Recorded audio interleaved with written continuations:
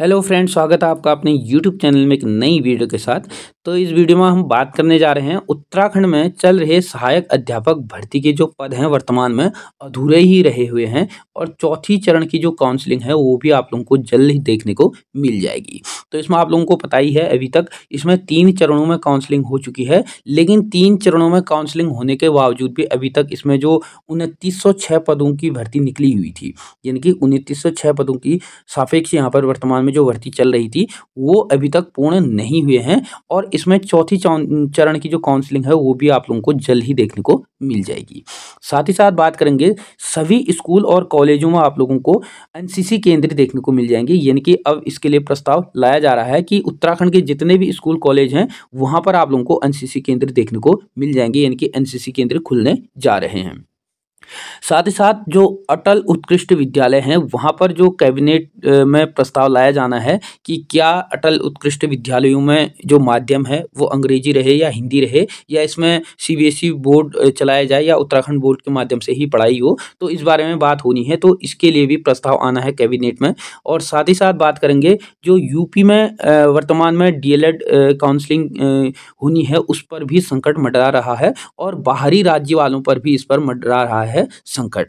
तो क्या है मामला, जानेंगे इस वीडियो में, पूरी जानकारी आप लोगों को देंगे। जैसे कि आप लोगों को पता ही था यूपी में वर्तमान में जो रजिस्ट्रेशन चल रहे थे डीएलएड हेतु, तो वो अंतिम तिथि जो थी 9 अक्टूबर रखी गई थी। तो इसमें अंतिम तिथि 9 अक्टूबर के बावजूद इसमें कहा गया था कि 16 अक्टूबर को इसमें मेरिट लिस्ट है वो जारी हो जाएगी और 17 अक्टूबर से इसमें प्रथम चरण की काउंसलिंग की जाएगी। लेकिन अभी इसमें नहीं लग पा रहा है कि इसमें काउंसलिंग हो पाएगी, क्योंकि इसमें संकट के बादल मंडरा रहे हैं और बाहरी राज्य वालों को क्या यहाँ से डीएलएड करने का मौका मिल पाएगा या नहीं मिल पाएगा, इस पर भी हम बात करेंगे। साथ ही साथ जानेंगे कि जो उत्तराखंड में स्कूल और स्कूलों में आप लोगों को प्रवक्ताओं की वर्तमान में कमी देखने को मिल रही है, तो इस कमी पर भी बात करेंगे और नई जो नियुक्तियां हैं, नई जो विज्ञापन हैं वो कब इसमें निकलेंगे, कब इसमें जारी होंगे, उस पर भी हम बात करेंगे कि क्या इस साल प्रवक्ता जो भर्ती है वो आ पाएगी या नहीं आ पाएगी। पूरी जानकारी आप लोगों को इस वीडियो के माध्यम से देने वाले हैं। तो चैनल पे नए हैं तो चैनल को सब्सक्राइब कीजिएगा। वीडियो अच्छी लगी, इन्फॉर्मेटिव लगी तो इस वीडियो को ज़्यादा से ज़्यादा लोगों को शेयर भी साथ में कीजिएगा और इस वीडियो को एक लाइक जरूर कीजिएगा। तो उत्तराखंड शिक्षा जगत की जो भी नए अपडेट हैं, नई जानकारियाँ पूरी आप लोगों को इस वीडियो के माध्यम से मिलने वाली है। तो बने रहेगा वीडियो में अंत तक, पूरी जानकारी आप लोगों को इस वीडियो के माध्यम से देने वाले हैं। अगर सबसे पहले बात करें सहायक अध्यापक भर्ती के लिए जो 48 पद हैं ये अभी भी खाली रहे हैं और ये सिर्फ और सिर्फ कहाँ पर है, हरिद्वार है। यानी कि हरिद्वार की बात हम कर रहे हैं, सिर्फ और सिर्फ हरिद्वार में ऐसा हुआ है और अन्य जनपदों में भी बहुत से पद अभी खाली पड़े हुए हैं। तो आज का न्यूज़पेपर तो आप लोगों ने पढ़ लिया होगा, नहीं पढ़ा है तो पर डे के न्यूज़पेपर आप लोगों को हमारे टेलीग्राम चैनल पर देखने को मिल जाते हैं। इसी वीडियो के नीचे डिस्क्रिप्शन पर आप लोगों को हमारे टेलीग्राम चैनल, टेलीग्राम ग्रुप और व्हाट्सअप चैनल का लिंक देखने को मिल जाएगा, जहाँ पर आप लोगों को रोज के न्यूज़पेपर देखने को मिल जाते हैं। तो यहाँ पर आप लोग देख सकते हैं कि तीसरी जो काउंसलिंग हुई है में आए मात्र 8 अभ्यर्थी चयनित हुए हैं, उनको नियुक्ति पत्र भी जारी कर दिए गए हैं।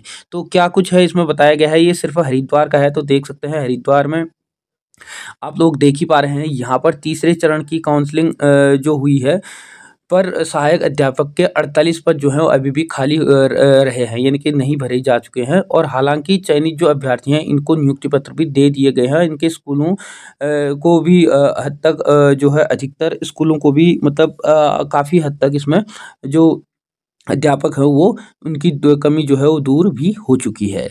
तो इसमें आप लोग देख ही पा रहे हैं टोटल अगर जनपद की बात करें हरिद्वार जनपद की, तो 184 टोटल यहाँ पर पद थे, जिसमें से 35 बैकलॉग के थे और 149 जो पद थे वो नई भर्ती के माध्यम से निकाले गए थे। और प्रथम जो काउंसलिंग हुई थी, प्रथम काउंसलिंग में बैकलॉग के 35 पदों पर ही मात्र जो था चयनित जो अभ्यर्थी थे, इसमें से मात्र 35 में से 4 ही अभ्यर्थी पहुंचे थे और जिसमें से 31 जो पद थे वो खाली रह गए थे। और इसके बाद बैकलॉग में दूसरी काउंसलिंग और तीसरी काउंसलिंग नहीं निकाली गई और जो काउंसलिंग हुई वो सिर्फ और सिर्फ 149 पदों पर हुई काउंसलिंग हुई, जिसमें भी 61 जो अभ्यर्थी है वो काउंसलिंग कराई है, यानी कि 61 ने ही प्रथम चरण में काउंसलिंग कराई है। उसके बाद 31 पद जो बैकलॉग के थे उनकी दोबारा काउंसलिंग हुई ही नहीं। उसके बाद नए पदों पर 88 जो पद थे, इसके लिए 18 अगस्त को जो फिर से काउंसलिंग हुई थी, जिसके बावजूद भी केवल 32 अभ्यर्थी ही काउंसलिंग में आए थे। उसके बाद फिर 56 पर और तीसरी काउंसलिंग हुई थी, जिसके बाद मात्र 8 अभ्यर्थी ही यहाँ पर आए थे और अभी भी यहाँ पर 48 जो अभ्यर्थी हैं, जो पद हैं वो अभी भी खाली हुए हैं।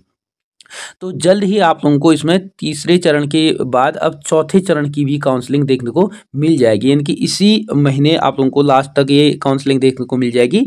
और अभी भी जो यूपी के अभ्यर्थी हैं इसके लिए इंतजार कर रहे हैं। यूपी मीन्स मतलब जो इन अभ्यर्थियों के की शादी उत्तराखंड में हुई है और यूपी या हरियाणा या किसी अन्य राज्य से जो अभ्यर्थी थे और उनकी शादी यहाँ पर हो गई थी, उसके बाद उनका जो जाति प्रमाण पत्र है, जो स्थायी प्रमाण पत्र है, उस पर विचार चल रहा है।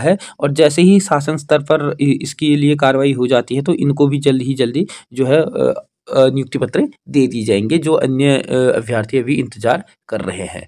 तो जल्द ही आप लोगों को चौथे चरण की जो काउंसलिंग है वो देखने को मिल जाएगी, यानी कि 3 चरणों में इसमें काउंसलिंग हो गई है और 3 चरणों में अभी भी 2900 अगर बात करें हम, 3 चरणों में जो 2906 पदों के सापेक्ष जो भर्ती चल रही है, इसमें भी अभी ये मान के चलो आधे ही पद भरे गए हैं, यानी कि अभी भी 1700 से लेकर के 1800 ही पद इसमें भरे गए हैं, अभी भी 1000 से 1200 पद खाली हैं। तो जल्द ही आप लोगों को ये पदों पर भी चौथे चरण की काउंसलिंग देखने को मिल जाएगी और जैसे ही इसमें काउंसलिंग की डेट या कोई नए अपडेट आएंगे तो आप लोगों को हमारे चैनल के माध्यम से देखने को मिल जाएगा। इसके लिए आप हमारे चैनल के साथ बने रहिएगा। अब अगर बात करें यूपी डीएलएड की, तो डीएलएड की काउंसलिंग पर संकट, यानी कि यूपी में जो डीएलएड की काउंसलिंग होनी थी 17 अक्टूबर से, तो उस पर भी संकट के बादल मंडरा रहे हैं। क्या कुछ है मामला देख लेते हैं। जैसे कि आप लोग देख पा रहे हैं, प्रदेश में प्राथमिक एवं उच्चतर प्राथमिक विद्यालयों में सहायक अध्यापक भर्ती के लिए अनिवार्य diploma in elementary education DElEd या पूर्व में जिसे बीटीसी के नाम से जाना जाता था कि 2,33,350 जो सीटें हैं प्रवेश के लिए फिलहाल काउंसलिंग पर संकट के बादल मंडरा रहे हैं। अगर परीक्षा नियामक प्राधिकरण कार्यालय की जो वेबसाइट है पर ऑनलाइन आवेदन की प्रक्रिया पूरी हो गई है। अगर इसमें बात करें तो आप लोगों ने देखा ही था 9 तारीख को इसकी जो ऑनलाइन होने की तिथि थी वो अंतिम तिथि थी 9 अक्टूबर को, तो इसमें जो प्रक्रिया है वो पूर्ण हो चुकी है। और इस बार अगर बात करें 3,14,377 अभ्यर्थियों के द्वारा पंजीकरण कराया गया था, जिसमें से अगर बात करें 2,79,245 के द्वारा फीस जमा की गई थी और पूर्ण रूप से जो आवेदन हुए हैं उसमें आप लोग देख पाएंगे 2,78,783 अभ्यर्थियों के द्वारा पूर्ण रूप से सारी औपचारिकताएं पूर्ण करके इसमें आवेदन की गई हैं। अगर बात करें शासनादेश के अनुसार आवेदनों की जो मेरिट लिस्ट है वो जारी होनी थी, जो स्टेट रैंकिंग 16 अक्टूबर को इसमें जो है वो मेरिट लिस्ट जारी होनी थी और 17 से लेकर के 30 अक्टूबर में प्रथम चरण के लिए ऑनलाइन काउंसलिंग जो है प्रस्ताव भी था। हालांकि हाईकोर्ट ने 30 सितंबर को 12वीं जो पास अभ्यर्थी थे उनको भी प्रवेश दिए जाने के लिए भी आदेश जारी किए गए थे। अब तक बेसिक शिक्षा विभाग की ओर से इस पर आदेश के खिलाफ डबल बेंच की अपील इसमें नहीं कराई गई थी। ऐसे में स्टेट जो रैंक है जारी करने या काउंसलिंग कराने के हाईकोर्ट के आदेशों की अवमानना होगी। ऐसे में फिलहाल जो है बुधवार को रैंकिंग जारी होने की आसार इसमें नहीं लगाए जा रहे हैं। अगर बात करें तो आप लोगों को पता ही होगा, यूपी वालों को खासकर, यूपी हाईकोर्ट के द्वारा 30 सितंबर को इसमें जो आदेश आया था कि 12वीं पास अभ्यर्थी भी इसमें आवेदन कर पाएंगे, यानी कि आप लोग देख ही पा रहे हैं हाईकोर्ट ने 12वीं पास अभ्यर्थियों को प्रवेश के आदेश इसमें दिए थे। अपील कर रहे बेसिक शिक्षा विभाग के अधिकारी, अब इसमें कोई भी अपील नहीं कर रहे हैं बेसिक शिक्षा विभाग के अधिकारी। ठीक हो गया। अब इसमें देखने वाली बात होगी 16 अक्टूबर को जैसे ही इसमें मेरिट लिस्ट जारी होना था, तो फिलहाल के लिए ये नहीं लग पा रहा है कि इसमें मेरिट लिस्ट जारी होगी, क्योंकि इसमें कहा गया कि 12th पास के बाद आप लोग इसमें जो है वो आवेदन कर पाएंगे डीएलएड हेतु, यानी कि यूपी वालों के लिए कहा गया था हाईकोर्ट के द्वारा। अब ऐसी स्थिति में फिलहाल जब फॉर्म भरे गए थे उसमें इसमें जो था ग्रेजुएशन ही मांगा गया था, उसके आधार पे ही फॉर्म फिल कराए गए थे। अब ये तो देखने वाली बात ही होगी कि क्या इसमें 16 तारीख को मेरिट लिस्ट जारी होती है। अगर होती है तो ये फिर हाईकोर्ट की अवमानना मानी जाएगी और इसमें जो अधिकारी हैं वो भी इसमें अपील नहीं कर रहे हैं। तो देखने वाली बात होगी कि यूपी गवर्नमेंट क्या इसमें रुख अपनाती है है। जैसे ही यूपी डीएलएड से संबंधित कोई अपडेट आते हैं तो आप लोगों को देखने को मिल जाएंगी। अब इसमें बात थी कि आज तक जो था, पिछली बार जैसे इसमें 1.5 लाख ही आवेदन हुए थे, अब इस बार से इसमें अधिक आवेदन इसलिए भी हुए हैं, जैसे आप लोगों ने देखा ही है उत्तराखंड में वर्तमान में बेसिक शिक्षक भर्ती चल रही है। अब ऐसी स्थिति में जो अदर राज्य से अभ्यर्थियों के द्वारा आवेदन किए गए थे और उसके बाद वहाँ से डीएलएड करने के बाद अदर राज्य के अभ्यर्थियों के द्वारा उत्तराखंड में आकर के उत्तराखंड के ही अभ्यर्थियों के द्वारा अदर राज्य से क्या किया था, डीएलएड किया था। डीएलएड करने के बाद उत्तराखंड में उन लोगों को जो है नौकरी मिल चुकी है, यानी कि मिल रही है। तो ऐसी स्थिति में उत्तराखंड के अभ्यर्थी अधिक से अधिक संख्या में बाहरी राज्य, खास करके यूपी या अन्य जो लगे हुए राज्य हैं उत्तराखंड से, वहाँ पर जा करके डीएलएड कर रहे हैं। तो ऐसी स्थिति में आप देखने वाली बात होगी, क्या उनको भी इस बार मौका मिल पाएगा पूर्ण रूप से डीएलएड करने का, या यूपी के जो अभ्यर्थी हैं वही यहाँ पर पूर्ण हो जाएंगे, वो तो देखने वाली ही बात रहेगी। तो जैसे ही इसमें नए अपडेट, नई जानकारी मिल करके आएंगी तो आप लोगों को हमारे चैनल के माध्यम से देखने को मिल जाएंगी। तो चैनल के साथ बने रहिएगा। तो अगर बात करें प्रदेश में जो अटल उत्कर्ष जो विद्यालय हैं उसके लिए कैबिनेट में अब आएगा प्रस्ताव, यानी कि इन विद्यालयों के लिए जो उत्कृष्ट विद्यालय हैं इनके लिए कैबिनेट में प्रस्ताव आने वाला है। और ये प्रस्ताव है प्रदेश के अटल उत्कृष्ट जो विद्यालय हैं के लिए कैबिनेट में प्रस्ताव आएगा। इनके लिए विद्यालयों को जो है सीबीएसई या उत्तराखंड बोर्ड से चलाया जाएगा या नहीं चलाया जाएगा, जो भी इसमें है। विद्यालयों का माध्यम क्या रहेगा, अंग्रेजी या हिंदी रखा जाना है। सभी शिक्षकों की जो तैनाती हो विभाग से प्रस्ताव मांगे गए हैं, यानी कि विभागों से इनके लिए प्रस्ताव मांगे गए हैं और इसके लिए भी जो है कैबिनेट में प्रस्ताव आना है। इसमें जो माध्यम है वो किस प्रकार से रहेगा, क्योंकि 2020 में जब पहली बार अटल उत्कृष्ट विद्यालय खोले गए थे जिसमें हर ब्लॉक में 2-2 विद्यालय खोले गए थे। अब इस पर भी चर्चा चल रही है कि क्या इसका जो माध्यम है या उत्तराखंड बोर्ड रहेगा या सीबीएसई रहेगा, या इसमें जो भाषा है अंग्रेजी माध्यम से रहेगी या हिंदी माध्यम से रहेगी, इस पर विचार किया जा रहा है। जो डॉक्टर धन सिंह रावत हैं शिक्षा मंत्री, इनके द्वारा कहा गया है कि प्रदेश में अटल उत्कृष्ट जो विद्यालय हैं इनमें विभाग से प्रस्ताव मांगे गए हैं और कैबिनेट में इसके लिए प्रस्ताव लाया जाएगा। धन सिंह रावत जो मंत्री हैं, शिक्षा मंत्री, इनके द्वारा ये बयान दिया गया है।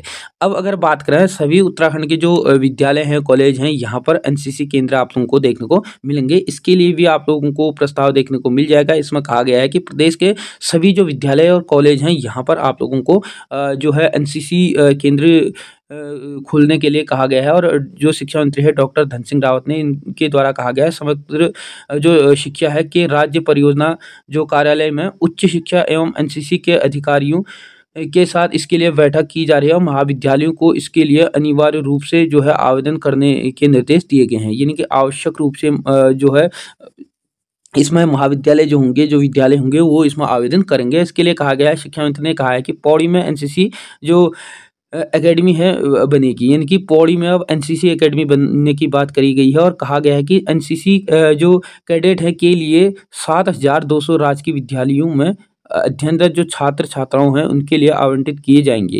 इस बैठक के लिए शिक्षा मंत्री ने कहा है कि निर्देश दिए हैं कि 3 महीने के अंदर एनसीसी जो अधिकारियों के साथ शिक्षा विभाग के अधिकारियों की बैठक की जाएगी। बैठक में एनईपी 2020 की समीक्षा की गई है। बैठक में शिक्षा सचिव रविनाथ रमन और उच्च जो अधिकारी हैं ये सारे इसमें मौजूद रहे थे, आप लोग देख पा रहे हैं। तो जल्द ही आप लोगों को सभी विद्यालयों, कॉलेजों में भी एनसीसी केंद्र देखने को मिल जाएंगे उत्तराखंड के।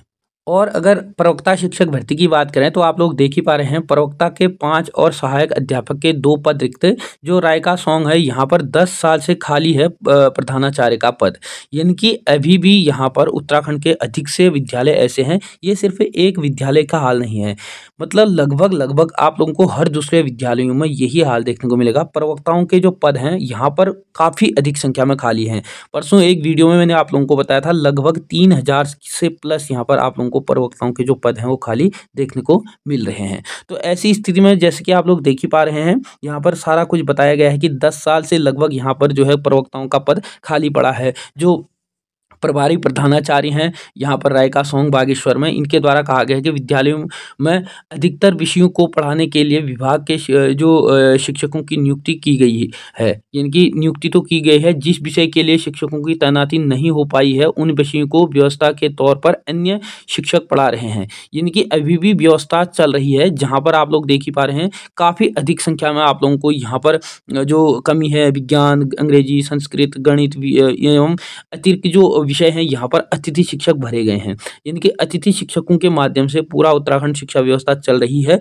यहाँ पर जो स्थायी भर्ती है वो आने की यहाँ पर संभावनाएं धीरे धीरे कम होती जा रही है। कारण मैं आप लोगों को बताता हूँ, जैसे ही पूर्व में आप लोगों ने देखा था लगभग 600 प्लस पदों पर यहाँ पर अभी भर्ती होनी है प्रवक्ताओं की। तो ऐसी स्थिति में प्रवक्ता भर्ती के लिए जो अध्याचन आए हुए थे आयोग के पास, आयोग के द्वारा उसमें जो है विभाग ने जो कमी इसमें दी थी, जो 10% आरक्षण का मामला था उत्तराखंड राज्य आंदोलनकारियों का, तो वो इसमें स्पष्ट नहीं दिया था, जिससे आयोग के द्वारा विभाग को इसको वापस लौटा दिया है।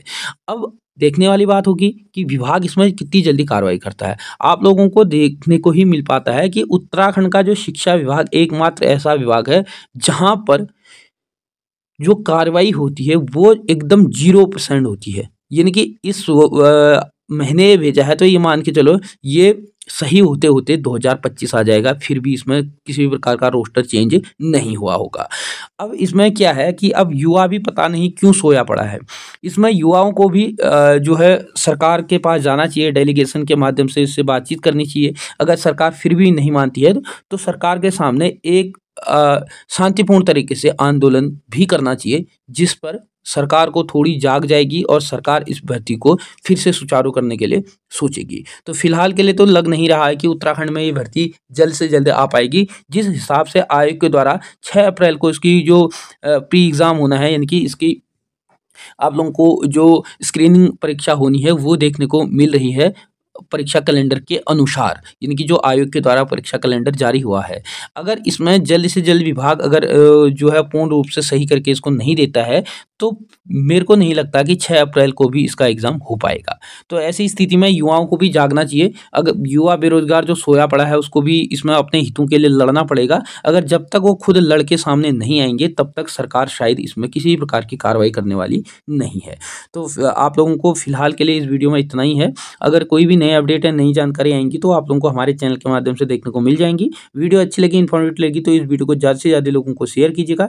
चैनल पे नए हैं या अभी तक आप लोगों ने हमारे चैनल को सब्सक्राइब नहीं किया है तो साथ में चैनल को सब्सक्राइब और बेल आइकन को जरूर प्रेस कीजिएगा। धन्यवाद।